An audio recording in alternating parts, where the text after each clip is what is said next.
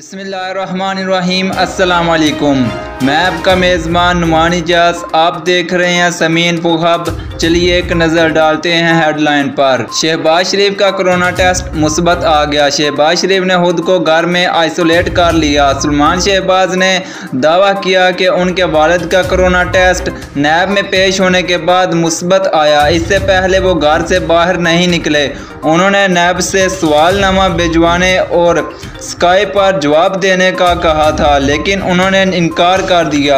अगर उन्हें कुछ हुआ तो वो वज़ीर-ए-आज़म, चेयरमैन नैब और शहजाद अकबर के खिलाफ FIR दर्ज करवाएंगे। मज़ीद न्यूज़ वीडियोज़ देखने के लिए हमारे इस YouTube चैनल समीन पुखब को सब्सक्राइब कर दें और बेल आइकन को दबा दें।